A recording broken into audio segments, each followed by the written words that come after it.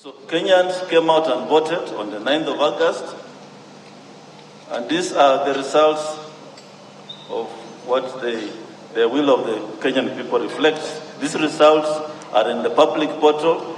The same results which I'm reading here are the ones in the public portal.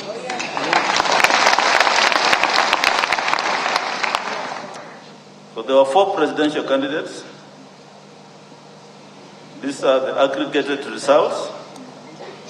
Odinga Raila, total valid votes, 6,942,930.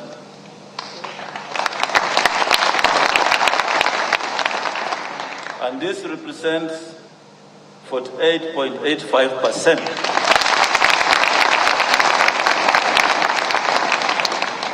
of the votes garnered, and he achieved a number of counties the candidate attained with at least 25% of the total valid votes cast is 34 counties.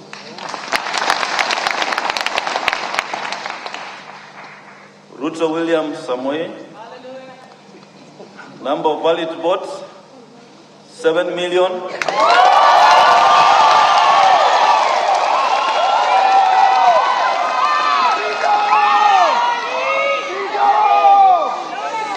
Thank you. 7,176,140. This represents 50.49%.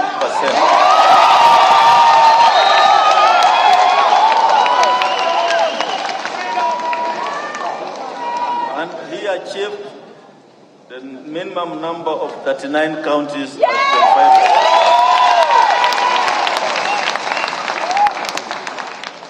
Waihika David Maure, number of valid votes in figures 31,907.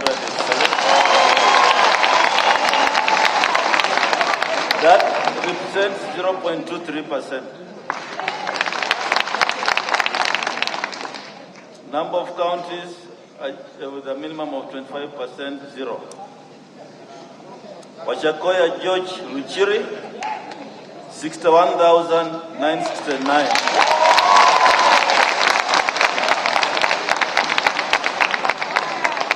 Those are valid votes. Percentage of votes cast 0.44%, and number of counties with a minimum of 25% attained 0. So, in accordance with the law, the Constitution and the law, I, Wafula Chebukati, Chairperson of the Independent Electoral and Boundaries Commission, hereby declares that Ruto William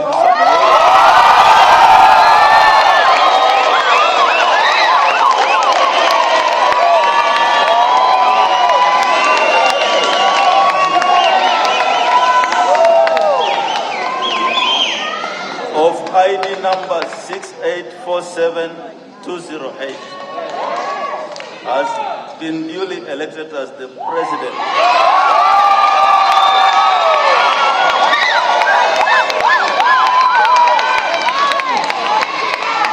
of the Republic of Kenya under the provisions of Article 138 of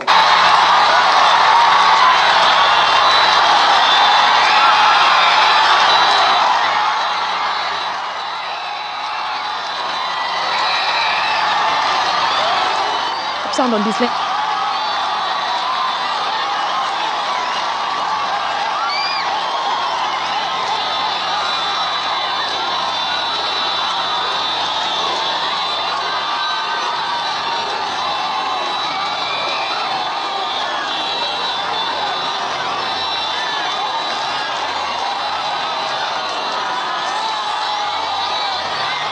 Right, well, you're seeing live pictures from Eldoret. That is William Ruto's stronghold.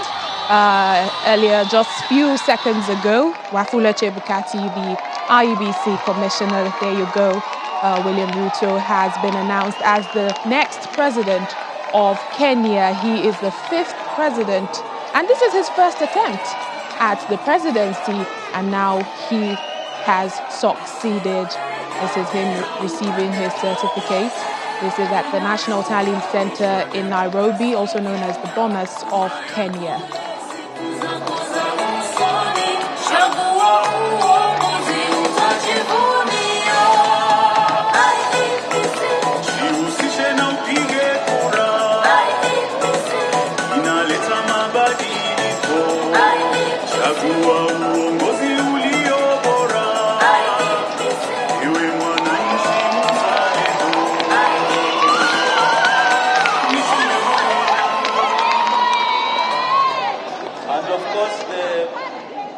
The president-elect had a running mate.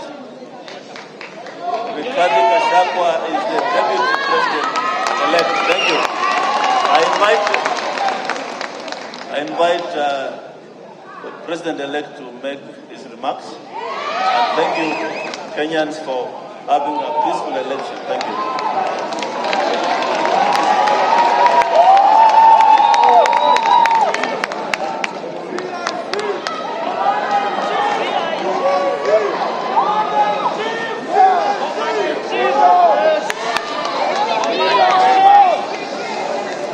Asanteni sana.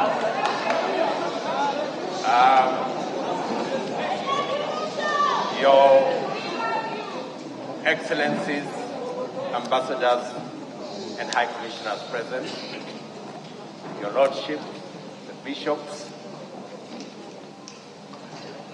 and members of the clergy in the Republic of Kenya,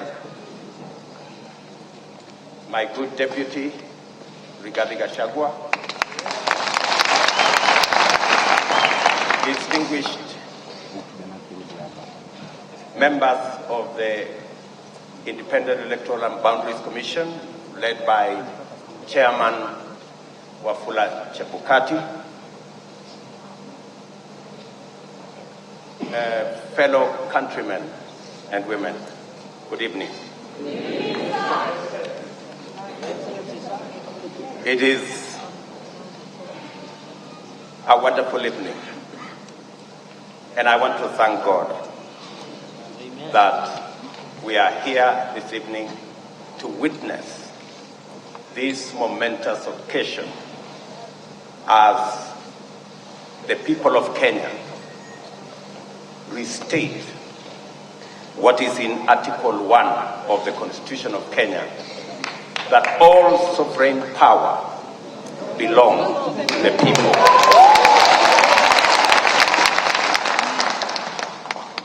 I want to thank God for getting us to this point. I want to thank God that today we have concluded this election. I know that there were predictions that I won't get to the ballot. There were predictions that we won't get here. But because there is a God in heaven, we are here. And I want to, in a very special way, say and confess that without God, we wouldn't have been here. My gratitude also goes to the people of Kenya, the millions who listened to us, the millions who participated in our campaigns peacefully, the millions who turned up to vote for us on 9th of August, and the millions who have waited patiently until this announcement has been made. Specifically, I want to thank my fellow countrymen and women because we have raised the bar in this election. Jointly, we have raised the bar. This election was much about the issues than the ethnic configurations that have always informed our elections. Gratitude goes to the millions of Kenyans who refused to be boxed into tribal cocoons. I am a very proud Kenyan this evening that the people of Kenya have raised the bar on us who are seeking leadership in our country. Not to sell our ethnicities, but to sell our programs, our manifestos, our agenda, and our plan. Let me also say right at the start that in here and in this election, there are no losers. The people of Kenya have won because we have raised the political bar. I want to say that the people of Kenya, led by the 14 million who turned up to vote, are the biggest winners. The hero of this election is the IEBC, led by Wafula Chebukati. I say this with conviction that the IEBC amazed all of us. With the results in the public portal, all the servers were open. Everybody, all you needed is a simple calculator, and you would have the results. I want to congratulate the IEBC for bringing this about. And I want to say, without fear of any contradiction, that one Wafula Chebukati is our hero. Soft-spoken, but firm. And I want to tell you, Mr. Chairman, we are very proud that without informing any one of us, you put all the results from all the polling stations on a public portal where any Kenyan could access. That became the game changer in this election.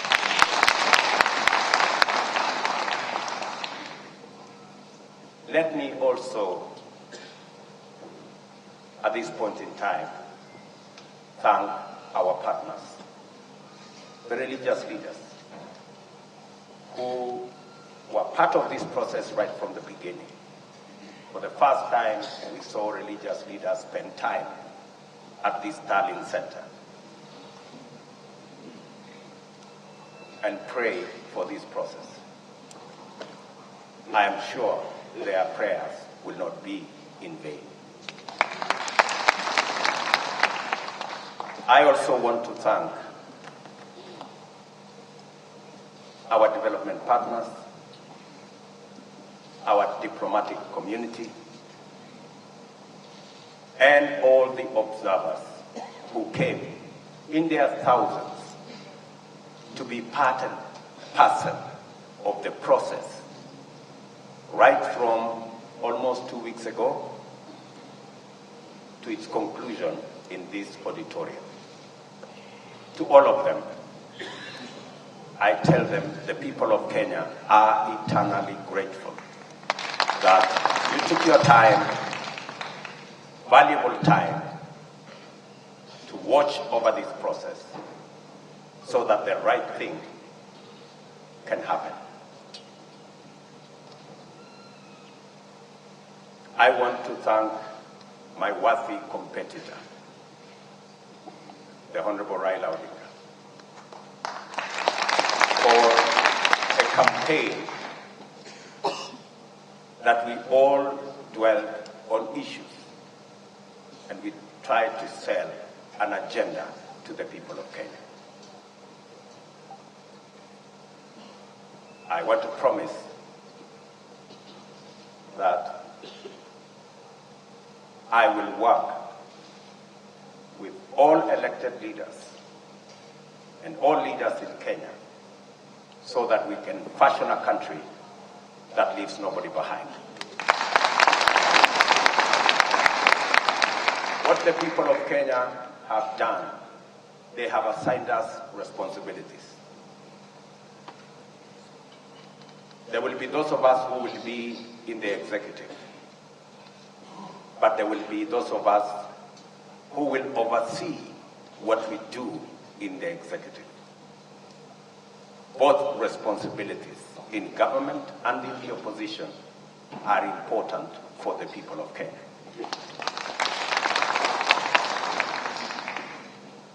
I want to promise the people of Kenya that I will run a transparent, open, democratic government. And I will work with the opposition to the extent that they provide oversight over my administration.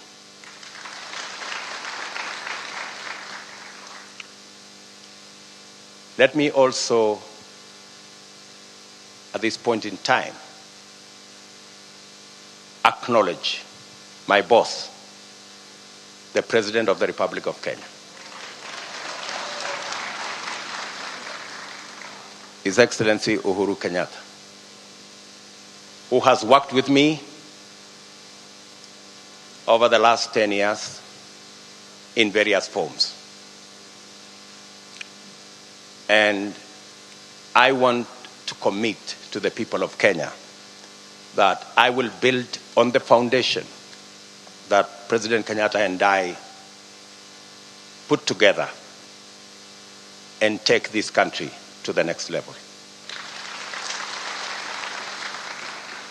I want to promise all the people of Kenya, whichever way they voted, that this will be their government.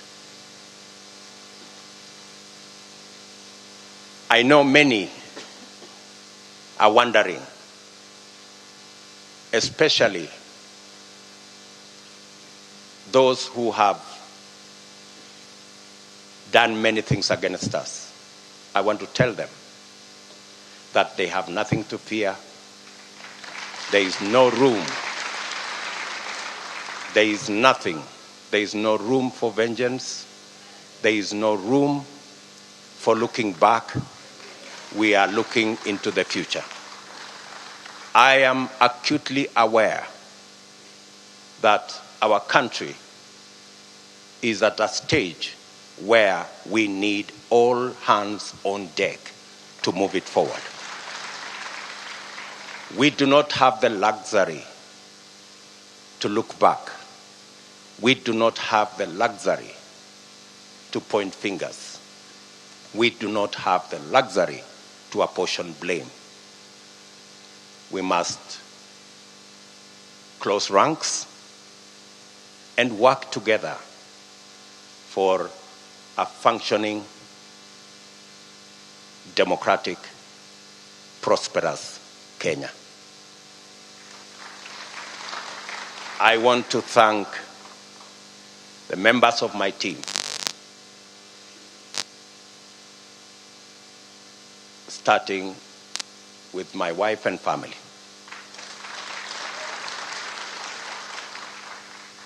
And many other prayer warriors in Kenya. And I want to confess that I have been prayed into victory.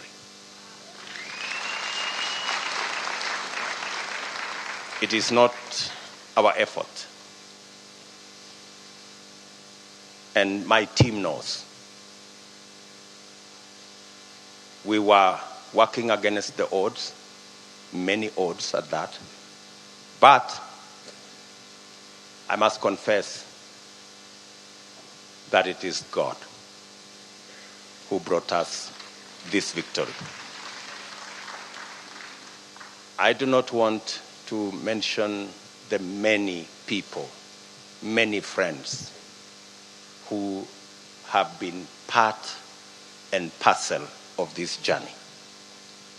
Many people have paid huge sacrifices for us to get here. I want to promise them that their sacrifice will not be in vain. I and my team and I will work very hard to make sure that we don't let the sacrifices made by many Kenyans, we don't let them down. I am very confident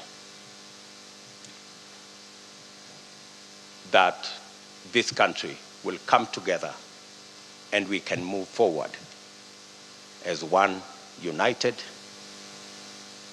democratic, and prosperous country. I want to ask our religious leaders from across Kenya to pray for us and to pray for the unity and prosperity of our country.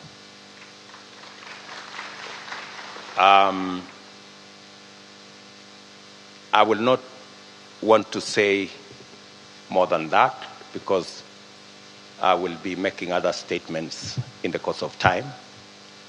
But let me say to all of you, thank you very much for being here this evening to witness this very historic, democratic occasion that moves our country to the next level. And let me thank my very able deputy, Rigathi Gachagua, for the sacrifice and the commitment he has demonstrated and the hard work he has put in, together with all our teams, Musalia Mudavadi, Moses Otangula, J.B. Muturi, Mr. Mutua, Amazon Kingi, and all. Let me not go down that route because I will disappoint some people because that list is very long, especially the men and women, members of parliament who were elected with us in Jubilee. And they have paid a heavy price for us to get here. Ladies and gentlemen, waheshimiwa, let me say, I owe you. You are great people. The sacrifices you made, withstanding the many incidences of blackmail and threats, I want to tell you, you have earned your place in the history of Kenya. Because today, we're going to form a government together to serve the people of Kenya. So, with those many remarks, let me say to all the people of Kenya, I give you my word that I will work hard to make sure that this nation moves to the next level, is united and is prosperous.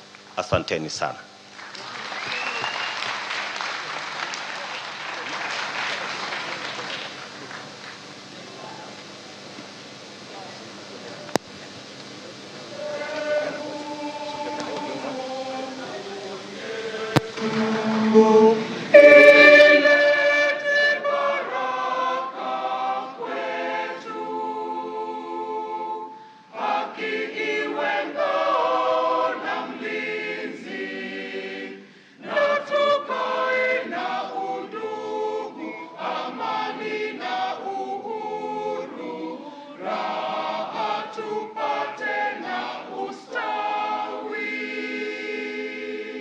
Tuishangilie Kenya, taifa letu tukufu, Kenya tunayoipenda, Kenya nchi tunayoipenda, Kenya nchi unayependa, na ukipenda Kenya ujitengane na mambo yenye kuvunja amani.